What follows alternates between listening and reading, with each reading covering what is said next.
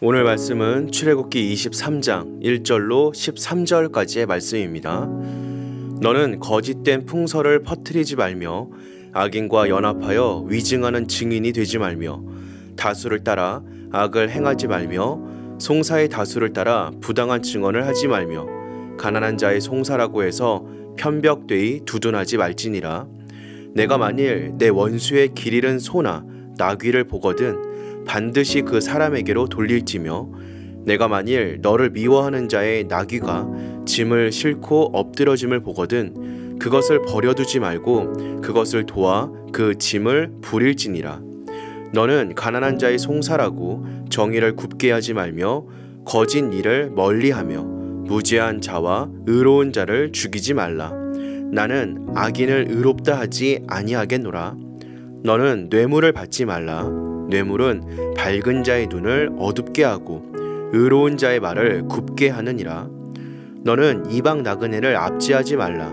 너희가 애굽 땅에서 나그네 되었었은즉 나그네의 사정을 아느니라. 너는 6해 동안은 너의 땅에 파종하여 그 소산을 거두고 7째 해에는 갈지 말고 묵혀두어서 내 백성의 가난한 자들이 먹게 하라. 그 남은 것은 들짐승이 먹으리라. 내 포도원과 감람원도 그리할지니라. 너는 6해 동안에 내 일을 하고 7째 날에는 쉬라. 내 소와 나귀가 쉴 것이며 내 여종의 자식과 나그네가 숨을 돌리리라. 내가 내게 이른 모든 일을 삼가 지키고 다른 신들의 이름은 부르지도 말며 내 입에서 들리게도 하지 말지니라. 아멘.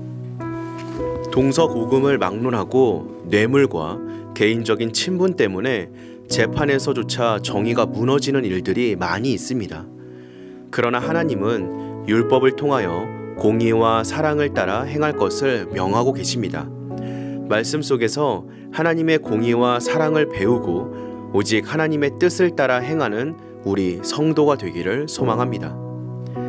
하나님은 뇌물을 받음으로 공의를 무너뜨리는 악행을 금할 것을 명하십니다.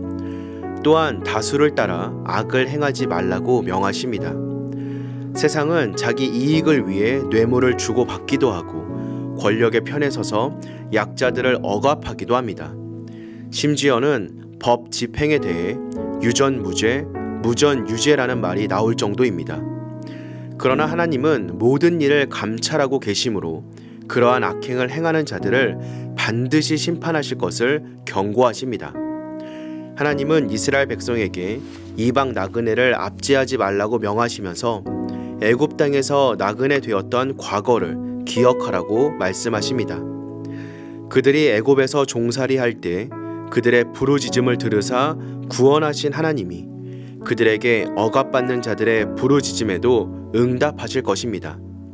그러므로 성도는 자신의 유익을 위해 다른 사람을 억울하게 하거나 주변에서 발생하는 불공정함을 외면하지 말아야 합니다.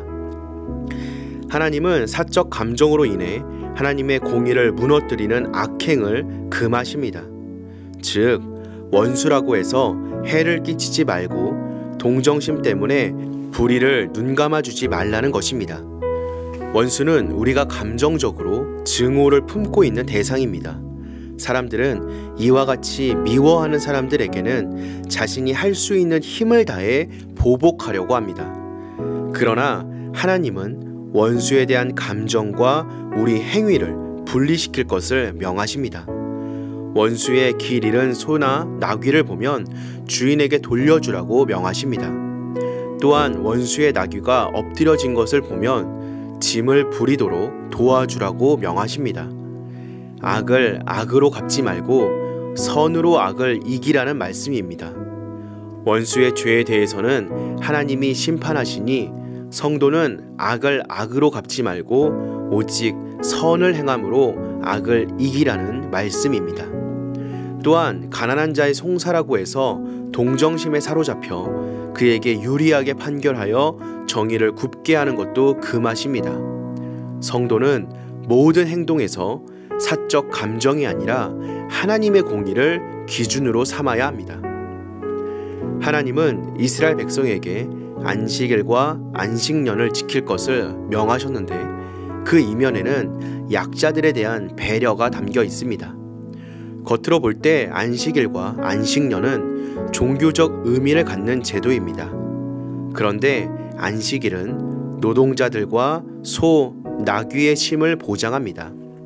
이러한 제도로 강제로 쉬도록 하지 않으면 쉬지 못하게 될 종과 나그네들을 하나님이 배려하신 것입니다.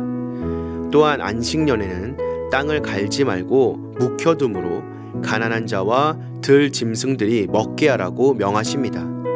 이는 모든 피조물들에 대한 창조주 하나님의 사랑을 하나님의 백성이 실천하라는 명령입니다.